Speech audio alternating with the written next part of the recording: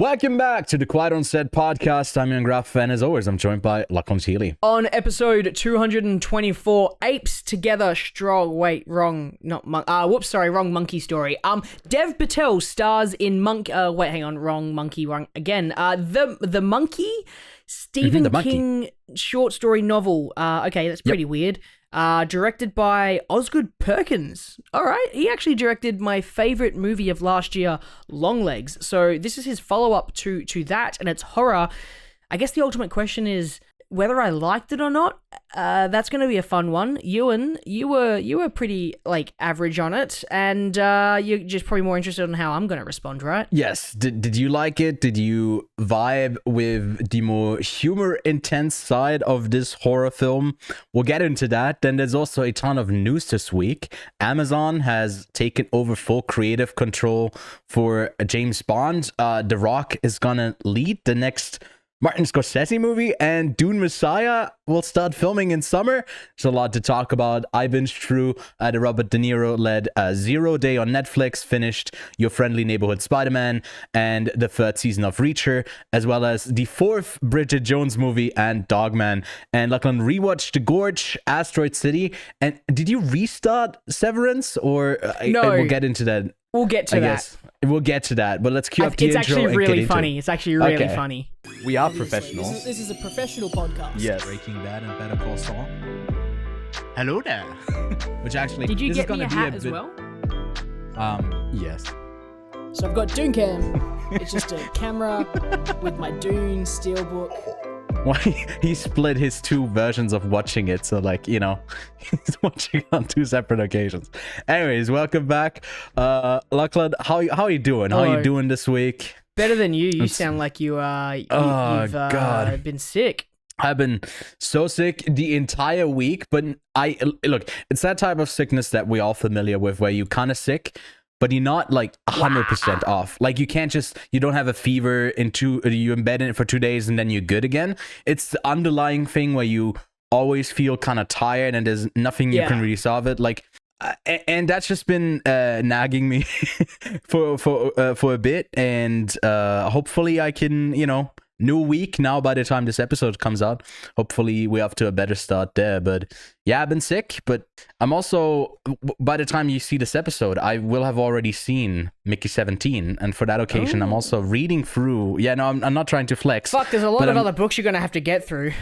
Yeah, I watched, I read the short story. 8, 9, 10, 11, 12, 13, 14, 15, and 16. Wow, that's incredible. Why'd you start at the 7? That's. Did you read all the other ones as well? My God, that's incredible. You're a fast reader. Yeah, no, I did. I'm a fast reader. I read the short story for The Monkey as well, which we'll get into in our review. I can read. You can't Famously, read. I can't read. Wait, I'll show it to you so you can read it.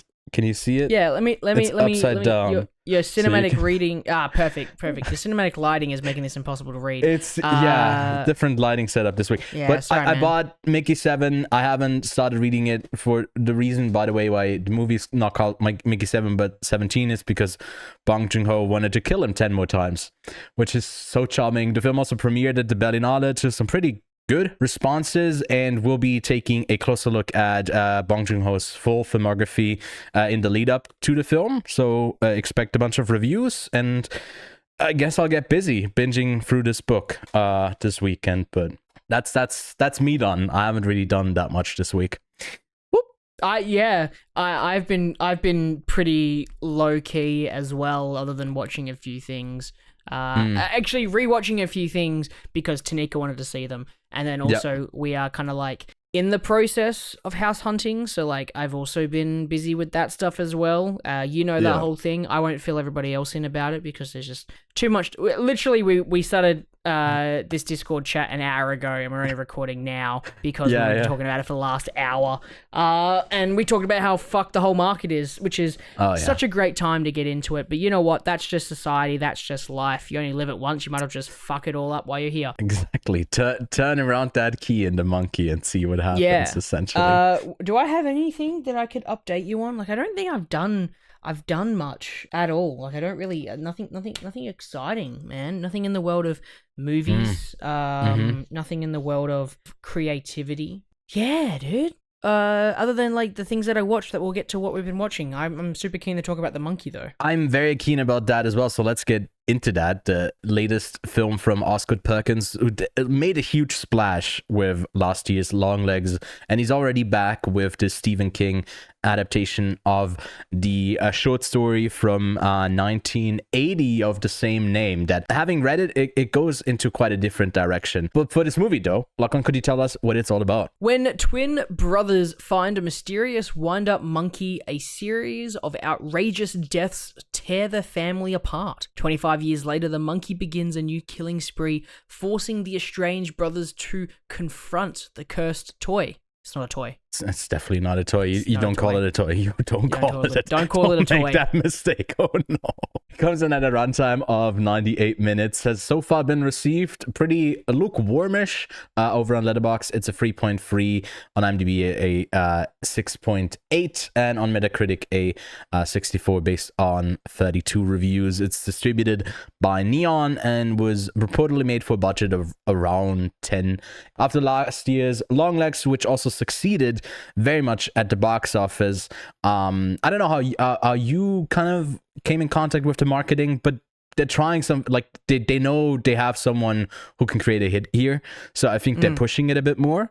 I think maybe as someone who really likes the fun destination movies, I was hoping for a bit more of that, like the sort of like setup stage of kills and then nice payoffs, and which it does occasionally. It does like sometimes lean into that. Doesn't do it all the time. So I don't think like the marketing is misleading what this movie is. It definitely sells you on a couple of the kills that are coming. To me, where this movie's core is though is in its tone. That is to me, it doesn't really balance it well. But I'm so curious to hear from you if it didn't work for you either. That like the comedic death is kind of around, but then also sadness. I don't think that's the problem. I think that it's this. It immediately sets you up into a world that is not so realistic. In comparison to something like Longlegs, the entire time I felt that it could have been a series of killings that happened in the real world, and that was a bit more terrifying. I definitely find horror, with the occasional exception of things like cosmic horror, but like horror that is almost as realistic as it can get, and then you end up having some sort of fucked up reason, like something like True Detective. It's just like, well, that could genuinely happen, and that is part of the horror. And for me, the reason this film doesn't entirely work is, the tone is a little bit all over the place. I think that the humor side isn't the bad part. I just think that it doesn't know how to balance it that well, and it doesn't really know when to lean into it. And because of that, you don't get any genuine connection between any of the characters, whether that be through Hal and his son, whether that be through Hal and his brother, whether that be through, like, the only genuine character connection I think that we actually had was between the brothers and their mum, and that was something that was kind of set up to be very important. And that's the only character I felt that had the emotional weight on it, because the rest of them are just like murdered very easily and very quickly, and you kind of ignore them. So the only character that genuinely has an emotional attachment, a weight to them, and you feel that connection is Lois. And that's just that kind of sucks, because in Longlegs I had a great connection with the main character, and she was the only one in it, so that's the only one I really had to have a connection to. But with this, you've got Hal, who, like, whatever, man, like, you don't really care for this kid, like, you don't really care at all, and you don't care for him when he's older as well. As much as Theo James tries his goddamn heart out, and I have no problems with any of the performances, funnily enough, because they all were wacky, and that's kind of the world that it's set in. I just had a problem with the story, the actual where it kind of goes, because it's just it sets it up, and then it's basically like right? There's like the young version and the old version, right? Very Stephen King of him. It's to very have like, Stephen King, like 25 years later, right? But the whole setup of the young kid and then to the adulthood is just the narrative it takes place at the start is fine. It's just once he gets older, past the 25 years later, I was just like, what? Why are we like here now? And then we're going here, and then like this little thing happens, and then that little thing. It's just all over the place. Yeah. So here's how we fix it, Ewan, because I had this How? epiphany after going to the toilet straight after this. So this is a pee thought. Okay. This would have worked better as a TV show. Okay, so spacing it out a bit, I think I can see that, yeah, where you build a bit more on It's too short. the mystery, too short. on the later half. You know, for certain characters that just kind of pop up that are basically cameos, Elijah Wood. Elijah Wood. Yeah. You could give them a bit more, because it is essentially Why is he not dead? what in the best case, it would just be a showcase for the kills, which it still is. I think some of the kills are pretty fun. They also don't hold back. They're pretty terrifying. Yeah. And often you have that odd mix of it's comedic, but then in this world with these characters, you should still kind of feel a bit of attachment to them, that like the deaths are devastating, but then it kind of goes back and forth of, okay, does it actually, like, how much does it actually mean to these people? Are we just here Doesn't for mean the anything. gore? Then disconnect us. They're not but affected by the death it's in at this, it's in a weird middle space where you feel like it should do more, and it's not. Like, to me, where I realize this movie is not working, where it worked in a trailer, maybe is like the pastor coming on to like address like the death of someone and like doesn't know what to say. That scene is painful to sit through. Oh god, I hated it in the movie. It's so bad, and it's the same when the mum dies and oh, spoilers, sorry, spoiler warning anyway. Spoilers. But when the mum dies and Bill stands up and is like, "Mum, wake up!" As soon as I was like, "This is really annoying me right now." Like, yeah, me too. There's no emotional weight to it, so there's no genuine like, oh, I actually feel like kind of sad for the kid. No, I was just like, can you shut the fuck up and sit down, dude? Like, this is not working right now. And it's the whole basis of like the latter half of the movie needs to rest on that sort of injustice for Bill's character. Well, major spoilers here, right? And it just, I don't know, it doesn't really land. I know it wants to do like the payoff at the end to basically have him redeemed, but then we're in this fatalistic world, so he just gets killed regardless. Yeah. And I was like, okay, well, he's gonna die because he pours his heart out, and that's the kind of comedic bits that we can expect. I also felt like at the end when everything crashes down, that part to me felt so disconnected, as if they're not actually driving through the space where all of this is happening. It was a weird otherworldly feel of like, why are these people so why is like Hal especially, and even his son Petey, like so disconnected from everything around them. I think a lot of it comes down to a certain bit of like editing. Like a lot of the scenes would have worked a bit better if you cut a bit earlier. If you I think the editing here is just pretty piss poor. To have also a P thought, I think it's piss poor. Sometimes they just like fuck it up. Again, I think Theo James does a great job. I did not expect the part of the kids story to like take up almost like half of the movie, if not more. I think I had it written down somewhere. It was really long until we actually did the time jump. I think it took a bit too long, because then after that time jump, which that first thing felt like a setup, and then we do a time jump and we do need to play a bit of catch up with all of these characters, and you do another introduction, and it never actually ramps up the pacing or like builds to something, when that's fine if it's built as a comedy that is giving you these like bits, you know, you get something every few minutes because it's giving you another kill. It constantly has the jokes going for it or whatever. When only the kills kind of land and then the comedy doesn't, you start, like, it feels pretty dreadful, and you can really feel the runtime, even though it's under 100 minutes, like pretty fast. Yeah. I like the look of it, though. I don't necessarily dislike the editing. I definitely didn't like a few choices of cuts. Where I felt that Longlegs felt thought out, I felt that this film was not so thought out. I definitely felt that with Longlegs, the cinematography, the editing, the sound design, it all kind of worked together. Where this film, it did all feel kind of disjointed and thrown together. That disappointed me quite a bit. What I kind of realized was, this is Osgood Perkins's Broken Rage. To have a bit of what do you mean? To have a bit of fun. He also stars in it Exactly. as the uncle. He also is in it. Yeah. He has a bit of fun with it, and I think that is ultimately why I still ended up on such a positive. Because even though I didn't like a lot of the technical ability, right? Didn't like a lot of the technical stuff. Yeah. I laughed a couple times more than I did with Broken Rage. Funnily enough, over the You're obscenity killing of Kevin some of with the- this. He's I gonna know. listen back to this and he's gonna cry. Sing it to you. I really enjoyed some of the kills. I really enjoyed some of the violence in the film. To the point that I was in a screening with very few people, and I'm not even joking, but right in front of me was two older women who kept gasping at every single. And we're not talking like when I perfect. say old women, I'm not talking like someone in like their like 60s. I'm talking older women. Really? And Why did they go to see this? You like did they know the Stephen King short story? Maybe I've gone to like screening, like when I went to see Love Lives, what was it? Love Lives Bleeding, whatever it is.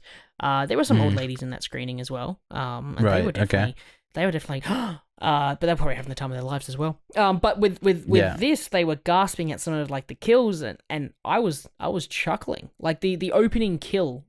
yeah. With, That's what's his name? Adam Scott. Adam Am I getting that Scott. wrong? Yeah. Yeah. Mr. Him Severance. with the harpoon going through the guy and then coming back like that, and then his intestines coming out, and I was like, "That's so stupid! I love it!" And I was chuckling. Some of the kills you don't see. You get. I mean, like I really wanted to see Uncle Chip, die, but you don't see that. So I was a little bit disappointed with some of the kills because when I saw that was like when I noticed it was Ozzy Perkins, I was like, "Oh fuck yeah! I want to see how he kills himself in this film." Well, you kind of want all of the kills to be like that opening kill, and it really isn't. Like, there's a slice to the throat, there's a brain embolism, which is also something that is in the short story. And I said, I think 1 or 2 weeks ago, that a friend said it's pretty close. I think I'm like to the short story. I think I misunderstood him somewhere, language barrier thing there. But it's very different from that story. It has some beats, but for example, like in the short story, they're not twins. Hal is 3 years younger than Bill, and it also constantly, I think, jumps around in time, so it's not really telling it. I think that's also the same. I don't know if that's the same in It, where it jumps back and forth, because I've never read that, but it does have the different storylines. But I think Stephen King likes to jump through timelines pretty like loosely. Yeah. But I could be totally off because I've literally have like basically have not read much of anything that he's written. I don't know if you're more familiar with him. This doesn't feel this doesn't feel like the specifically Stephen King-esque story, if I'm honest. It's just I've heard that it's like one of his weirder ones. I've heard that it's like one of his like weirdest. This like, how do you adapt this? How do you fucking adapt this? Because it's in the short Without it story. It's a being lot of it stupid. is Hal's The fucking internal monkey. thoughts that seem to be manipulated by the monkey, but you never see a clear thing of like why stuff is happening. Even in Final Destination, you have that thing of, hey, death is coming in. This representation of like stuff moving into place. That's like the predestination of Final Destination, and you don't really have that here, other than like he does his final hit and then someone dies, and you just don't really. I like that concept of like not being able to control it and someone manically trying to kill someone through They it. Like, can't just make kill it too him. Final Destination-y, because if they make it too Final Destination-y, then you're going to have people who are going to compare it to Final Destination. So I But think the that they short story actually also isn't Final Destination. It doesn't. No, it isn't like that but at like, all, but like the right? film itself is very like people have already started comparing it to Final, like, oh, the kills are very know. like, Final, if you like, and it's like, Yeah, well, I don't they're think not. it is. And I don't No. think they are, and I think that Yeah. they're comparing it because it's, they die from a mysterious way. It's not just a natural cause of death, like some sort of external factor, which you don't know exactly what it is, but it kind of is death. And I guess Monkey. they hint that right at the end. And right at the end, I felt like I got completely fucking cucked by fucking Osgood Perkins, because you know how I love when there's like some sort of with like all of the what's the word I'm trying to say, like occult stuff, when there's like an occult ending, so they end up being like, when I saw the guy, the horse at the end, and I was like, right, there's our answer of it's death. Mhm. I was like, where was this the entire time? Where was he? Like, there was no in the background like long legs. Like, give me that. Give me something that I can chew onto, because I don't want to watch this movie ever again. I have no drive to watch this movie ever again, because I don't think I missed out on anything. I think I got it. Yeah. I saw the kills. The kills won't have the same impact as the next time. Where Final Destination, the ridiculousness of some of those kills, of like, there's like the trailer for the new Final Destination Bloodlines played before the screening. The trailer played, and I was like hyped up because I was like, hell yeah, let's do that. And then the opening is obviously like the rat chewing, bang bang, and I was like, oh okay, no worries, they're gonna maybe go Final Destination, but none of the rest are like that, other than maybe like the cannonball at the end. So yeah, comparing it to Final Destination is not fair because it's not Final Destination, but I see why he's distinct himself away from it being Final Destination, because he probably really shouldn't have that comparison. I don't think it's absolutely fair. Also, Stephen King has 21 upcoming writing credits on IMDb. He's got a lot of shit happening. Writing, or is he just like getting credit for his previous work, like adaptations? Yeah. Because I know there's like at least this year there's at least like 4 films coming out. 2024 alone. Holy fucking hell! There was a short based on a short story. There was the author of it. There was a short story, Life of Chuck. He wrote the novel for that. Dead Zone. I mean, author, The Running Man technically is a remake of The Running Man, but that's also his book. But I got that on my Kindle. The Running Man. I'm also reading that. And I'm watching he also the owns OG. a Kindle. Yes. This man reads. Also, I'm making my way through finishing up on Nickel Boys. That's devastating. I gotta space it out a bit. But dude, it's crazy how much is adapted year by year. I guess this upcoming year is gonna be big. A lot of the stuff I've never heard of though. I forgot he did Shawshank Redemption. Yeah. It's dude, I love that he's credited for Firestarter gag reel and the alternative ending, which have a separate log on. Are you still on his thing? Have you still on his thing? What? How many previous credits he has for writing? A lot of them. I don't know. I didn't 392.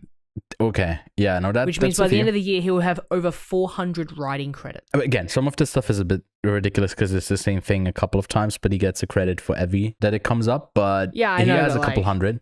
That's a lot. I mean, he also has a ton of books. And he also has 2 camera and electrical department credits. He was a grip on Nightmares and Dreamscapes from the stories of Stephen King. But I can always say that his stories grip for The Shining. Me. Like, something about it is also reading through the short story. I found it kind of a drag. I don't think it was super interesting, to be honest. I don't think the short story was very good. So I'm a bit of a hater, I guess. Which the difference in the short story is, like, to spoil also the short story if you care. He like drowns the monkey at the end, like Hal drowns him in a lake, and then there's like it ends with like a news story thing that says like hundreds of dead fish have like surfaced, because I guess he kept clapping and he only killed the fish around him. I don't know. So yep. So it's like, you know, with the gremlins, don't put water on them after midnight or whatever it is, and with the monkey, I guess it can contain him. If you also he uses pretty early on, one of the characters says like uses the N-word to say like to describe the monkey smile and how they don't like it. So that was something. 1980 wasn't the most pleasant introduction to this short story, I gotta say. I think whatever like technical limitations there are from filming with the same kid, which because Christian Convery plays both young kids, right? And I think the distinction between those two was way more apparent, like which one's who. With Hal and Bill, to me, they kind of seemed a bit samey. Yeah. Can I put my hand up and say something? You can't. I didn't realize it was the same actor. I actually thought they were twins. So you know what? Because it made me believe they were twins. I'll give them that. Pretty impressive. Yeah. Mm-hmm. I know there's only one Theo James, but like that one didn't trick me at all. That one I was like, okay, I know it's a twin brother. But for the first part, I was like, oh shit, like I didn't, and then when I found out that it was the same person, I was like, oh wow, I didn't realize it was well done. Again, I think technically there's a lot of stuff that is done well, at least in the approach of the look and the feel, but then tonally, when you edit it all together, like something's lacking for me. So yeah, I can't say that I enjoyed it. This was one of my most anticipated films of the year. So I just, to me, was a pretty big disappointment overall, unfortunately, because like expectations were kind of high. How high was this for me? For my most anticipated? Oh, there it is. It's, number 4, my most anticipated, and I've currently seen 3 of my 27 movies. Yeah, no, I have a bit more. I don't know if I ranked them, but I have like The Running Man, which is another Stephen King thing, very high up with that Edgar Wright remake that he's making. Mickey 17 is also up there, and then at the very top I do have Blue Moon, which hey, you saw... Oh wait, sorry. No, I'm doing the companion list thing again. I'm sorry. Yeah, I know. Yeah. I'm stopping myself. That's So many movies mentioned. But that premiered at Berlin. I think some people were saying it's a bit just like, you know, meandering in its nothingness, but I think that's what Linklater does so perfectly well. So I'm quite keen for this, even though none of my mutuals have it above like a 4 out of 5.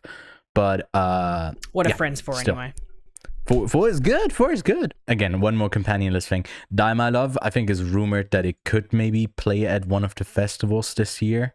So I'm very hopefully Lynn Ramsey's new film comes out. There's a bunch. Now I'm looking at the list and I just want to shout them all out. So I'll stop myself. That's all right. I'm good. I'm good. No, I'll give you my rating, which is only a 6 out of 10 for this one, a 3 out of 5 for The Monkey.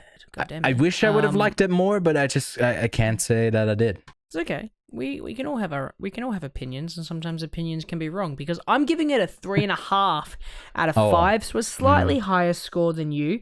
And the main reason I'm giving it an extra half star is that I genuinely had fun, and as I said, I think that this is his broken rage. He was having a little bit of fun. He probably got super depressed making Long Legs, so let's keep Ozzy Perkins kind of happy and let him cook, because I reckon whatever he's doing next, which Keeper, he's got another thing coming up. A couple escape for a romantic anniversary weekend at a secluded cabin. When Malcolm suddenly returns to the city, Liz finds herself isolated and in the presence of an unspeakable evil that unveils the cabin's horrifying secrets. It's already in post-production. Yeah, dude, this guy is he's pumping them out. Look at him go. This man's so busy all of a sudden. Wait, it says it already has a release date for October 3rd in 2025. So it's been in post-production since... Really? Wow. Well, I think they updated the status on IMDb on October 3rd, 2024, that it's in post-production. Do you think we're going to... I think they just arbitrarily set a date a year later. It soon, and like it's just going to be like a cabin? No, I think this is... the Keeper. Like the similar thing with the monkey. No, it could be. We never know. I think the marketing has been pretty good. Like, I think a lot of people will go see this. I have another complaint. Why was there like 10 minutes of fucking studio trailers at the front of this movie? Oh my god. Can we put a cap on how many fucking intros for studios that we have, and then you have another like C2 presents and like such and such presents? It's been too long since you've been to Cannes because you don't remember the 5 minutes of logos. God, man, I was so mad. It was just like a one after the other, and they were like 10 seconds, 15 seconds each. I was there for like a minute and a half just looking at these studios, and I was just like, can you just not do this? God. Yeah. Anyway, I did a movie Fight Club for Queer. Well, they made the movie. I did a movie Fight Club for Queer where we like discussed it afterwards last Sunday. It was a good movie. I enjoyed that one.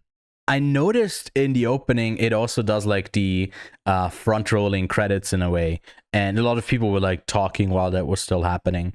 Because you just see logos and you see that for a solid, but I think it's for Queer, it sets the atmosphere way more that you like from the get go. It's like, shut up and take it in. A lot of these moments are going to be dragged out. And I think the monkey goes for a pacing that it never really sets down. Like it never really settles on a certain bit of pacing that works for the film, like overall. But I enjoyed my time with it as well. I wasn't like, because I was really rooting for it. I was really hoping that I'd love it.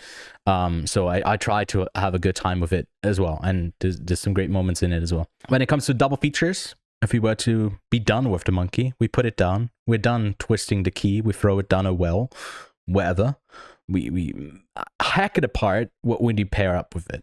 My review said that the monkey is just Chucky but not Ginger.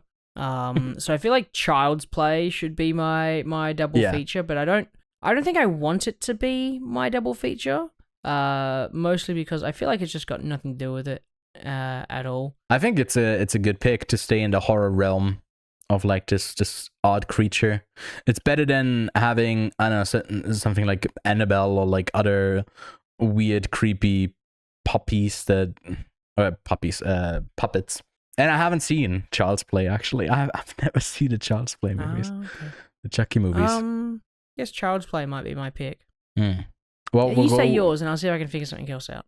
Well, I mean, mine is pretty straightforward. I'm a huge fan of the Final Destination series, and even though I think the comparisons for these two films or with that other franchise is not really apt, there's still something to like enjoy a bit more about the Final Destination thing, where you do have the thrills of like, hopefully they try to figure out and how like they try and stay alive, where the monkey is way more morbid. So I think there's, at least to me, there's a lot more fun to be had with Final Destination, with that entire series. And I'm very much looking forward to Bloodlines. Even if it's shit, I'll have a great time with it. So yeah, I think the first one or the fifth one are probably like the best to pair up with this. But yeah, that's what I'll go with. I'm just putting. Which one did you want to put in there? Which Final Destination? Let's go with 5. I'll go with 5, and I won't say why. You just need to watch it. Okay. And you can start with 5, and it's fine. By Should I make Better Man my double feature? Just because it's monkeys. Just because it's a monkey. All the monkey movies. The Planet I feel of like the there's Apes not really one. like a lot of or Gremlins. Gremlins would be a good one. Yeah. I brought that up with like the water on them, and it's like the weakness technically in the short Another story. toy. Sorry. Yeah, definitely not a toy. Not a toy. Yeah. All right, we'll go with Why not? Gremlins. Yeah. Sounds And like a Child's fun Play. one. Fuck it, why not both? I get to do both. Both of them. You One sometimes of you them pick is a like bit 4 more- movies one week.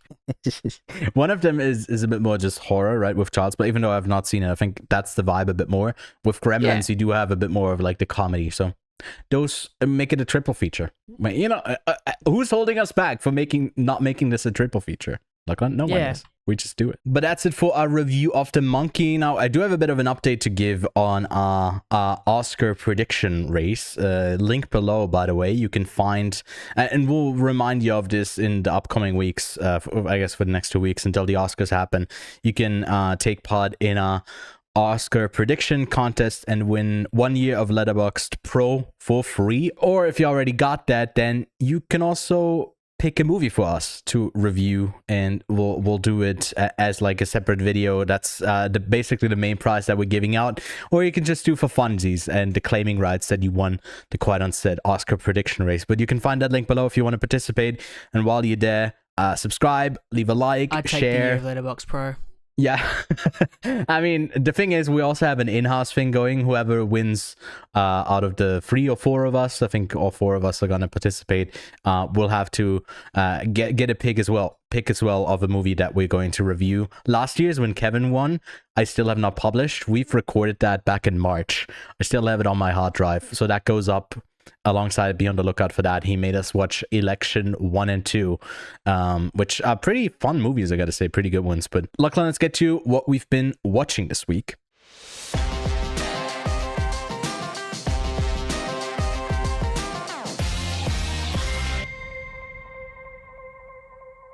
What have we been watching? Okay, getting existential here. What have we been watching on this week? What have we been watching? Have we been closing the eyes enough? Like taking a moment to take it all in? Yeah, man. Reflect. But you've done some reflecting. You've done some rewatching this week. So I did. what was it like? Tanika wants to watch some stuff, so I'll watch it with her type week. Mainly because the Gorge is like popping off on her TikTok. She was like, "This is It's the this biggest is really Apple funny." TV Plus movie they've had so far, I think. She texted me. She was like, "Oh, I want to watch the Gorge." Cool, no worries. And then I said, "Oh, do you want to watch the Gorge tonight?" She's like, "Yeah, cool, no worries." And I was putting it on, and she was like, "Yeah, cool, sweet. I'm excited to watch this." And I was like, "Yeah, cool. I'm happy to watch it again." And she's like, "Again?" I was like, "Yeah, I've already seen it." "What?" And I was like, "Yeah, I've had a preview screening of it. It's just that you are watching it because it's TikTok famous now." She's like, "Yeah." So I watched the Gorge again. and got in trouble for not telling her that I had a preview screening of it. So thumbs up. Gorge is fun. I had a lot of fun with it again. So I feel like I still think this it's entertaining. is your fault of not aptly, like, predicting what's going to pop off on TikTok. I don't know what's And the going to Gorge- pop. I'm not on TikTok. You should still know. I'm siding with Not on Tanika TikTok. here. It's your fault. I'm not on TikTok. I don't have that social media. I don't know what's going to pop off. But we watched The Gorge. Yeah. She liked it. I enjoyed it.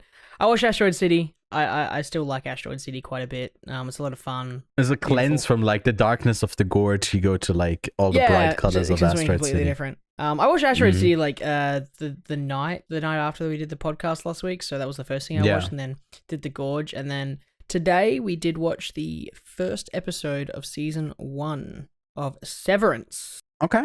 Are you Now, intrigued? Yes. Here's why you think I've seen Severance before. Last week there was something about Severance that you brought up, and you said that I had watched the first couple episodes. I hadn't. But you just kept talking, Really? so I couldn't actually cut in to tell you that I was. But you just kept talking, so I couldn't cut you off to tell you that I hadn't watched it. So I just Wait. There I was just kinda- something that you watched a couple of episodes off and told me about it. I thought it was Severance. No, I said I would be I'm going interested in insane. watching Severance. Oh, But I'm okay. pretty sure if you go back and watch that episode, I'm pretty sure if I haven't seen the edit of it yet, but I'm pretty sure I go like this. I'm like.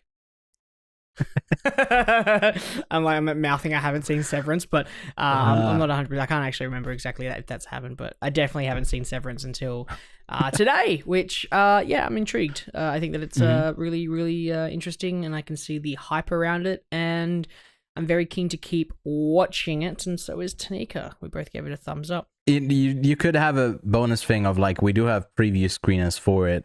Technically, the thing is, yes. it was up to episode 6 of season 2, and now they've caught up and they haven't updated the screeners. So I'm now caught up with it to this day, which I think I think the early couple of episodes of season 2 were intriguing, but they didn't really build up to something for me. And I think now it's like reaping the fruits in, like it's building to something. I'll so get there. I'm quite keen. I'll get there. That's fine. Yeah, and then like a year or two. I finished Crime Scene Cleaner. It's just a video game that I just found. Yeah. It wasn't on my backlog. It's the first game I've played this year that's not on my big old backlog sheet. So I get to add it to it, and I get to write my thing on it, which now means I have played 1, 2, 3, 4, 5, 6 games this year. And 5 of which are on my backlog, and this is one quite a that's bit. not. Yeah. Yeah. And I mean, on the day this episode comes out, I think the next Game Fest, or what is it called? Like the ones with a bunch of demos, bunch of indie games, starts this week. So I'll be checking out some stuff if I can find the time, because I think that's always like kind of fun to, like, especially with these smaller studios or devs just putting out their stuff, to like hopefully play it publicly as well, like online, live stream it, put it into videos.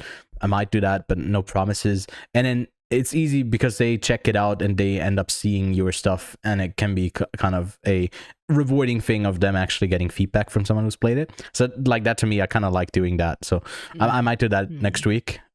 Just be on the lookout. There's some probably pretty fun demos that you get to play. But yeah, I watched some stuff as well, or I guess I watched a whole bunch of Berlinale stuff, screeners that I got, and we'll do a recap this week with someone who was actually at the festival, and I think still is at the time that we are recording right now. And I assume he's probably gonna see about like 30 to 40 movies there, hopefully. So we'll talk about a whole bunch of them. One of them that premiered there is a Swiss film that is opening here next week, and we'll have an interview with the director on the channel next week as well. And it's called Late Shift, or Heldin, which means like hero, and it's about a nurse who works a late night shift and on like one floor when they're understaffed, and it's just kind of following her around. And to me, this was like early on, if Switzerland has a shot at making it into the Oscars, like this year, or I guess next year, this is the movie. This is a really, really solid movie all around, pretty thrilling. Leonie Benesch is a great actress. She's popped up in some stuff that you still haven't seen. September 5, right? No, not yet. When's the Oscars? She's great in that. Next week. When so is the... we haven't decided yet what we'll do next week. But wait, by when the is time it? On the Sunday to Monday, on the literally like 1 week from when this episode comes out, so like in like 10 days. So we got a bit of work to do. I think next week we are doing a bit of like a Oscar catch up where we like rank best picture ones. We'll do an episode like that. Yeah. So we might even do like a different type of episode, so just so we are not a week late for the Oscars. But that's still TBD. We haven't decided on that yet. But Heldin, don't be surprised if it makes a long list, and also if it gets an international release, it already has a look of all of like a bunch of. It has a release date for a bunch of like European countries, and again, it comes out next week in Switzerland. So definitely worth your time if you can get to a screening of that. A couple other things worth watching. Finished the first season of Your Friendly Neighborhood Spider-Man, and I gotta say it's really good. The intro track is such a fucking banger. It slaps so hard, and it's a fun story. It's a fun Spider-Man story. They have a couple of twists, some familiar characters that are in different roles, and I checked and kind of looked at how many like different Spider-Man series that they are, and checked kind of the quality of how they look. I know for Batman there's a bunch that is like really highly acclaimed. I don't really hear that for Spider-Man. I think the show looks really good, and especially going from like something like Invincible to this, it's like holy shit, the production value is really there. It has such a great style, and if you're a fan of like the Spider-Man, literally any of the Spider-Man characters, I think this is a great fun time, and it reminded that these superhero stories can be fun. They don't need to be super deep. I know Spider-Man has that thing of like the burden of responsibility, that there's a twist on that, like with great power comes great responsibility. It's like is a twist on that because the mentor in this one is not his uncle, but someone else, because his uncle has already passed by the time he gets his powers here. With Norman Osborn, it's really fun. Go check it out. I think again, you won't get me like that hyped about like superhero stuff often. I think this one really delivers. I checked because I did my ranking for update. You're pretty for hyped the for last Superman, two. aren't you? I think Superman looks pretty fun. Yeah, I don't know if I'm hyped, but it looks solid, and I think James Gunn. I looked at my MCU ranking. One of his other films, Guardians of the Galaxy, is my favorite coming out of the MCU. Hopefully, yeah, that one will also deliver. Another comic book adaptation, or I guess book adaptation, Dogman. Pretty alrightish animated film. I thought it was gonna be worse. It's obviously made for the younger ones, so it's not giving you much when it comes to plot, but the characters are pretty fun. Pete Davidson doing not Marmaduke in a role, but like a cat, an evil cat that maybe learns better ways. I've seen worse. This is pretty fun. And then the fourth Bridget Jones movie, Mad About the Boy. I also watched the third one, which was a bit of a misstep, I gotta say. I didn't know that there was like books that go alongside that these are basically adapted from books, or I don't know when it started, if the movie came first and then the adaptation, or the other way around. This is pretty fun. Like the third one felt like yapping and complaining about the current generation and the state of like dating and whatever, complaining about Tinder, because like one of the love interests was like a millionaire, billionaire that made his money with an algorithm to figure out like love, or I don't know, some weird bizarre shit like that. And this one is way more grounded, of just like being content a bit more. Bridget Jones, I think, is a pretty fun character. The first one is great, the fourth one is great, the other two are kind of in between. And Hugh Grant is back in this one, and he's charming as ever. He's a playboy in this, even I guess in the first one as well. So for those who are interested in that, it would have been a great Valentine's Day movie, and I'm sure Tanika would enjoy the Bridget Jones movie as well if she hasn't seen them already. And third season of Reacher, Lachlan, we talked about this before the recording, that we've both seen the first two, and these are just kind of turn your brain off type entertainment, where you got a stoic guy who's like short with responses, he's big, and in this season there isn't even like a guy that's Bigger another guy. foot bigger than him, and it's Oh my god. I mean, obviously you kind of know where that goes to. Like at one point they do have to fight, and they do save it for pretty like big moments. And the fight just goes on really long. And it was really hype. I think the last episode was the most fun episode of them all. The first 3 episodes are out now. I got to see the whole season. If you are into this Reacher character, it's a bit more of the same, but the same is pretty good fun and well executed. This time a bit more espionage and like infiltration. It's based on the 7th book, I think, in the series. And then 0 Day, Robert De Niro in a Netflix series, and you don't see that every day. We also got Jesse Plemons among the cast, Angela Bassett, who's criminally underused as the president. She really doesn't do much in it. Lizzie Kaplan as De Niro's daughter, and a bunch of other side characters that are it's a fine series. It's about like an ex-president who didn't rerun after he was really a popular like bipartisan, liked by both sides.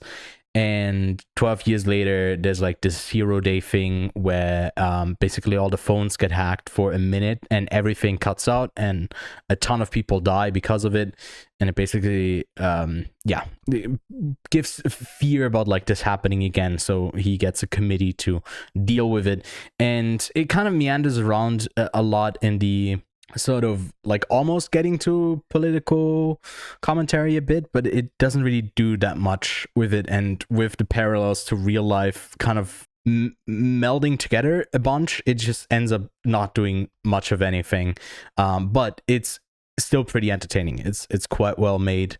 Obviously you'd expect that to be the case when you got Robert De Niro on the fucking set, but yeah, pretty fun. I mean, obviously is the best part about it. And then because Neza 2 has been making so much money, I ended up checking out the first one, and I can't say that it's like I see why it's so popular. I don't think it's very good. Maybe the sequel's better, although this first one I remembered now. I thought I had never heard of it when we first brought it up, but when I looked at the highest grossing films of all time, when I like tried to complete the top 100, I think it was like somewhere close to being in there. Maybe it even is the first one. The second one is for sure now, but I still haven't had the chance to go see it. And obviously you didn't go out to theaters to go catch the film. Although so I did have an option to go and see it, but I decided not to. It's probably for the best. I don't think it's also, it didn't make that much. I think it made like 7.5 million in the States. No, you're talking about the second one or the first one? The second one. Okay. I don't think the first one. I don't know if the first one had a international. I didn't know that was the first one. I thought they just started with 2. I know. Well, to me, I found like a dubbed version of it, so they did like eventually do an English dub of it. But yeah, that's all the stuff that I've been watching. Let us know what you've been watching, and also what Lachlan has been watching with Tanika. Let us know what Tanika's been watching if you got informed on that. I don't know if she does she keep up her Letterboxd page? Has she updated? Yeah, she tries to. Sweet. I missed that she watched The Gorge, but then we do have a couple of news items, which again, we have moved the news to a Monday live stream. And last week was like taken down, and it was a bit of a hectic shit show last week. But because I watched some trailers, and I watched like a clip from SNL, and they hated it. They like took the whole thing down. But there's a whole bunch of news that I feel like some of this stuff even interests you. Maybe the stuff that interests you a bit less is like that Human Torch and The Thing have been added to Marvel Rivals, so that's pretty cool. You're frothing over that. Like I think the game is down right now as we record, but I think it's going back up in a couple of minutes, and those 2 will have been added. And then speaking of video games, Sifu, there's a movie in the works over at Netflix with Chad Stahelski as a producer who's part of the John Wick movies. I think that's pretty promising, right? Better than what Good they did with good story. Yeah, and I mean it's got it laid out for it in the Sifu thing, right? It's a pretty simple story, but you can definitely build on that, especially in the vein, in a similar fashion to like John Wick. I swear there was a rumor of what's his name, like a certain actor being attached to it. Yeah, not Simu Liu, right? Because he's done some bigger action films. It would be sick to get one of them who did what's his name, who did the Raid 2. They were also in the third John Wick. But I'm thinking of something else then. there's a couple other headlines, like the IMAX CEO, Richard Gelford, says that, well, I think he kind of estimates, I don't know if it's like based on anything that he actually knows, but he says like there's 8 movies planned for Greta Gerwig's Narnia franchise, which I don't think that she would do all of them, obviously, but that is crazy. I know there's a bunch of books. I have them somewhere because I read a couple of them. James Cameron's going to do 5 Avatar movies? Fuck, I'm going to up him and do 8 Narnia movies. Are you kidding me? Hold my James McAvoy as Holy like moly. a half animal, half... yeah. No, it's that. I mean, there's a lot to tell, but like it's all the like Harry different Potter movies. generations. I think there's like 5 or 6 books of Narnia, and usually it's I think like 2 or 3 of them have an overlap of characters, and then like the older ones age How out much of it. money is and she then getting for this? they're probably paying her pretty well. You need a lot of money for this, by the way. Like, it needs to be like, you need a lot of money. Gotta be a lot of But CG. I don't think she's not gonna do like the James Cameron type thing where she holds on to this. I feel like from the vibe that I get from her filmography so far, that she wouldn't want to stay on with a franchise to oversee it and like, you know, to have say about it. But what if she really likes Nadia? Like, what if this But is the her thing is, with dream? Narnia, it becomes so different with different characters. I don't know how much you would be like. It makes more sense. Like, take Dune for example, and you have a lot of like expanding Dune lore and stories to tell. But beyond Messiah, it doesn't really make sense for Villeneuve to continue that, even if they were but to make more Dune movies, right? What if? But what it if didn't come Villeneuve out the gate was with just like before the first one was even out and say, oh, there's 8 Dune movies in the works. Yeah, he So said I guess it's different. Well, at first they were like, no, it's a 2-part. But now it's 3. And But now what it's 3. if- And they start. And by the what way, if they start filming Greta- in pre-production right now. Okay. So what if they offered Greta like $100 million? That's for all 8. Yeah. Uh, What if they just offered her I a shit ton of money? I think for all 8 you would have to get a probably maybe 100 million. Yeah, no. Because it's Netflix, you can't really also do like the theatrical money share thing with residuals. So it would need to be a bit more No, upfront. I'm not saying she got even $100 million. higher. I'm not saying $100 million, but let's just say, what if she got offered a shit ton of money to do 8 movies? Like, what if it's just like, hey, I don't think she do would this for the it. next, do this for the next, like she can just film them back to back. Like, just film a whole bunch of them back to Yeah. back, put them into post production, and then just like, cool, post production it, release one, get the next one in post production, then release that a couple months later, go back into production again, like just rotate through them. Like, you'll be busy for a long time. Like, 8 movies is a lot for one person to do. I completely agree. But as reference, I don't think, has there even been someone who's like done a whole franchise? so Like other than the I'm getting to this. I'm getting to it. Alright. There were There's Harry Potter after the 4th one. sorry. 1, 2, 3, 4, 5, 6. Okay, this is not 8, but here we go. Paul W.S. Anderson directed Resident Evil, Resident Evil Apocalypse, Resident Evil Extinction, Resident Evil Afterlife, Resident Evil Retribution, Resident Evil The Final Chapter, and That's just okay. So And that's not smart. filmed That's it. just mental illness. with his wife. Yeah, and she's got Noah And then did Baumbach, so they Monster can Hunter. maybe they make it like a double thing where like she takes the odds and he takes the evens, and then they make 8 movies together. I think that was a pretty good one. I think that was pretty good. I had you there. No, you did. Yeah, He did I mean, 6 also Resident Evil movies. there's the guy who did the Harry Potter movies. The first, Yeah. obviously, we got Chris Columbus. Christopher Columbus. And Oh then, yeah, David. What's his name? David. but he did Harry 4, 5, Potter. 6, 7, 8, And all the and he Fantastic did Beasts. he did 9 of them. Yeah. Oh no, So 8 okay, of them. yeah. Yeah. David Yates. That's his name. David Yates. David Yates. Yeah. No. Well, I mean, there you go. There's an example of that. You know, if we're just talking about movies, like, are we also going to talk about how much time this is going to take off of Greta's hands? Because, like, yeah, okay, so it's going to take a lot of time off of Greta's hands. But didn't Richard Linklater make a movie over like 20 years? He's working on one right now. The Boyhood was 15 years. Now he's working on one that's gonna take 24 or 25. 15 years to make a movie, and that's not even as bad as Megalopolis that took 30 years to get made. I think this to me is giving a bit of the vibes. If the IMAX CEO says this, right?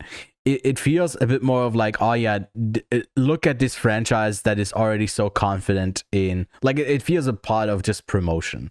I don't know if there's, and there's also, you know, how many Star Wars movies technically being made or were at one point.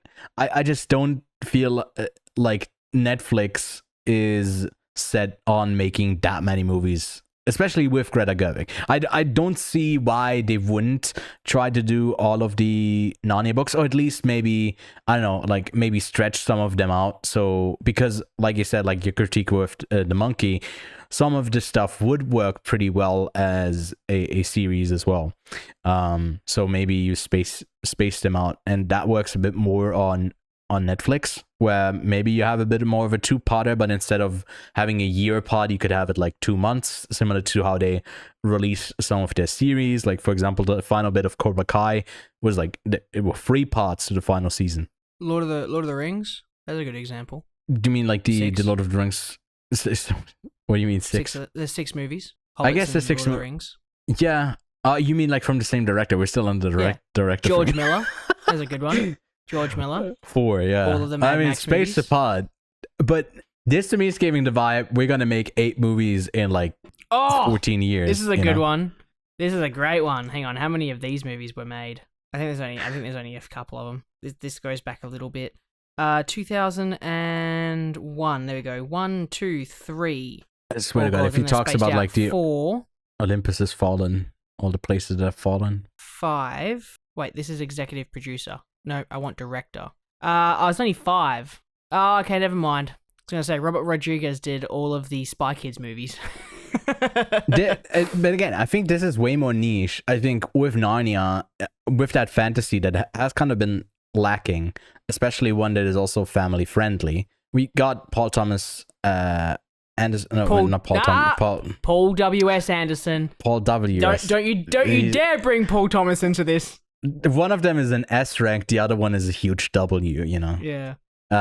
Peter Jackson did Lord of the Rings. That's a good one. I think Narnia has the potential to be more of like a pretty like high ceiling when it comes to popularity. I think that sort of adventure thing could work really well. Or it could, no one gives a shit and it flops like crazy. I don't know. Yeah. To me, a franchise that has stood tall with, what is it, like, how many movies are there? They're like 30 or something in the James Bond franchise. There we go. This is a fucking blow to you just asked how many movies were ever made. you This said, is how many some of them. movies are there? And you said 30, and I was like, that's not 30 movies, dude. No, that's 30. That's 30. As much as I can think of, like at one moment at a time. The other ones don't exist. But the 2 producers who've kind of been at the helm of this for a while now, and it's been basically like a family operation of passing through down the rights of James Bond with Michael G. Wilson and more recently Barbara Broccoli, which I think her uncle or maybe a father and then a grandfather before held on to the rights and kind of oversaw the creative process or the creative input. And there were a couple of weeks ago, I think we also brought it up, where there was a quote that Broccoli had about calling the execs at Prime fucking idiots, because and apparently they've won. They've already done that. I haven't seen it, but I've only heard bad things about it. That like reality TV thing that they tied into James Bond. And this just means, because Amazon now has full control, that they couldn't greenlight any sort of next production, find a new Bond, and continue the movie legacy, movie saga, that we are likely going to see this franchise be sucked dry, sorry for my wording here, of all its potential money that it has with series, because they got full rights, you know, for Lord of the Rings. They only got that like short period that they can like actually use, right? And they paid like so much for it. And here they do have full rights for all of it. So I think we're gonna get so much Bond in the next 4 or 5 years, and I don't think it's all going to be quality. A lot of it is going to be quite shit. But what do you think? How long until you think we get a couple of the Bonds all hanging out with each other? Like there's it's like the Bond cinematic universe. Like it was, yeah. Yeah, no, it's I'm sure that there's like something that you could I don't know. I'm sure that they'll figure out something. They also called this whole like thing like content, mainly, which is I feel like is for intellectual property, for IP, kind of a common phrase to throw around. But if you have like the legacy of a franchise like this, then it does feel a bit reductive to treat it as that. Like, how can we make the most out of it? Do you think this will be similar to how obviously Star Wars is very different, but there was a similar thing of like Lucasfilms being acquired by Disney and them churning out like a Star Wars movie every 2 years and not having a clear vision and kind of killing the fandom alongside it. I don't think there's that much of a passion for James Bond. That being said, I think the last one, No Time to Die, was like the biggest movie in Switzerland that year. Like the crazy numbers. It's still like huge you're comparing franchise. two completely different IPs.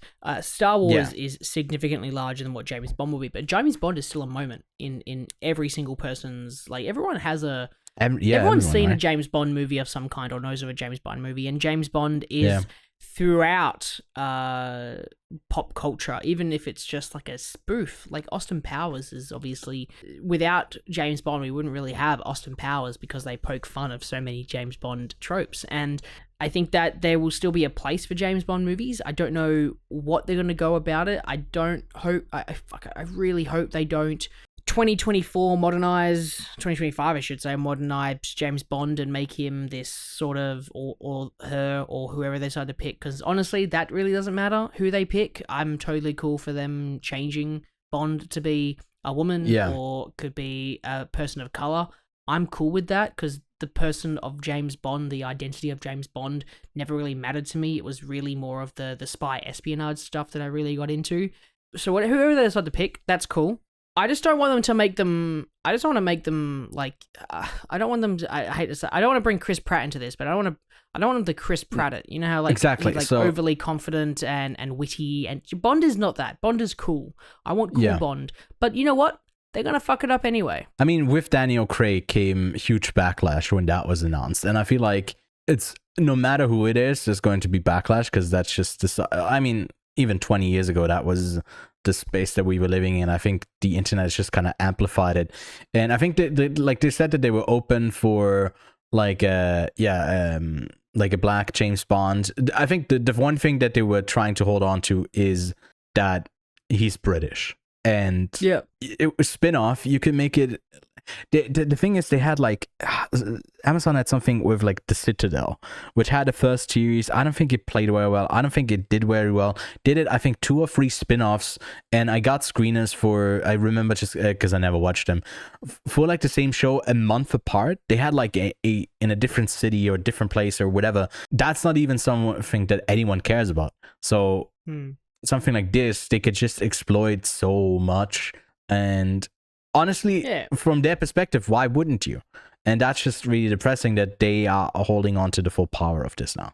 That Bond as an identity is a funny thing, because it really does like doesn't matter what kind of person they pick, because you can just get rid of the James part and just make it Bond, right? And that really like means Reacher. You can have almost like Reacher. You can pretty much have anyone play the character. But there are particular characteristics that I think stick, and they're British. And I think that's like the major thing, is that it doesn't matter who they pick. Like, if they're not a British, and like obviously it's been played by an Aussie, so like, yeah, whatever. But they put a British accent on. But you can't make a Bond movie and then have it be Americanized. I think that would just ruin the whole fucking thing. And I mean, Jeff Bezos also tweeted out shortly after this deal went through, and also posted on Instagram, like, who do you think should be the next Bond? So I think they're trying to at least open, although I think Bezos isn't even bought into the company anymore. I think he's, I don't fucking care. He's rich. Fuck that guy. But it's basically like, okay, let's get a sort of public consensus of what we think is best. So that to me is already like screaming corporate shit of just, okay, let's try to narrow it down, or like form it down to something that is just an inconspicuous, unidentifiable blob of something that is content, and there's no edges, there's nothing interesting anymore. So we can maximize the outreach that we can have to get the best ROI, the best return on investment. Like that sort of shit is like now closely tied to James Bond more than it ever was. Because I think these other producers, Broccoli and Wilson, they did a great job, especially during the Daniel Craig era, to like keep the spirit of that character alive and not do any sort of bullshit and overexpose us to it. I think that's going to suck when it comes to that character. I would love to be optimistic. I'm just not. That's that. Two other quick things. I don't know if you saw, but Will Smith was on XQC's podcast, live stream, not podcast. And he teased a bunch of stuff. One of them was that Hancock 2 is in the works. And apparently they plan to approach Zendaya. Hancock 2? Yeah. Do you remember that? He stopped a train. Electric Boogaloo. Exactly. And I think I Am Legend 2 as well. He said that like he sat down with Michael B. Jordan for like a week straight. Men in Black 2 as well. I think they've already done that one. Oh, what? No way. Yeah, no. Maybe they can do Independence Day 2 then. They've already done that too. Oh, fuck! Okay, shit. Okay, sorry. That's crazy. All right, cool. I'll think of something original. Gemini Man 2. I was literally what I was about to say. That's what we want to see. And this time we double the frame rates even more. Yeah, 240 frames per second. It's like 96 frames per second. Doubles each time. It's 480 frames per second. That's that. I mean, I guess social media has really changed in the way that this film news comes out and how people talk about it, which is interesting. I don't know if I got more on that. And then Avatar follow-ups, again, as I said, there's so much news that is kind of interesting to you as well, because you are a fan of the Avatar The Last Airbender franchise. Korra, I've also checked out after you've recommended it. Now 26 half-hour episodes over 2 seasons have been ordered by the original creators of the series over at Nickelodeon for a show called Avatar 7 Havens, and follows earthbending twins after a world-shattering disaster where one discovers she's the new Avatar after Korra. So, are you intrigued?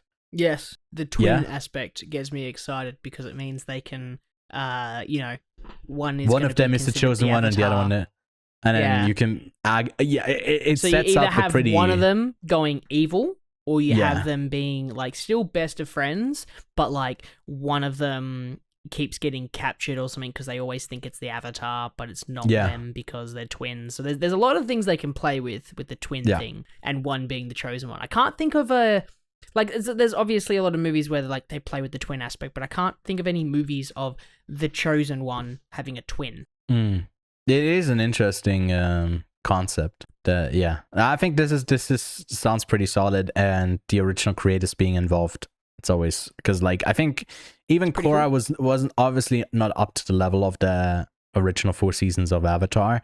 I think it was still really solid. So yeah, looking forward to this. And then lastly, Scorsese's next movie. I think he's didn't he have 2 movies that he's almost going to do? And is Jesus Christ and Frank Sinatra. Exactly, and now he's doing Dwayne Johnson as a Hawaiian crime boss in the vein of Frank Costello. I can't wait. I thought first, I solidly, I really had to check a couple different news outlets to check if this was a joke. And it also has Leonardo DiCaprio and Emily Blunt apparently along for the ride. Yeah, no, I can't say that. Obviously, The Rock, after pissing in bottles and saying his movie Red One is the best to experience in IMAX, he, with the Smashing Machine, exactly, wants to have a sort of run at some serious acting. He can do something else. Renaissance period. Yeah, he comes back as some smooth. He's marbled stone by the end of this. He is smooth. Have you seen his head? He's a smooth boy. Really smooth. Yeah. I just it's Scorsese, so I would have much rather seen it's fine. Yeah. But it's just a bit more of the same for Scorsese. I'm not super keen on a Jesus movie from him either, and also Frank Sinatra. It's a biopic, so I don't know. You kidding me?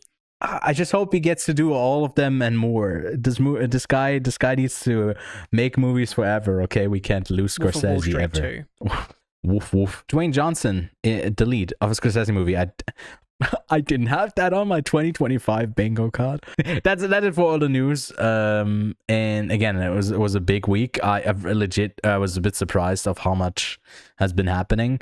Because usually the last couple of weeks when I did the news live streams was basically all of these movies that are heading to the European film market to try to get sold, and then here we got a whole bunch of like actual pretty big news.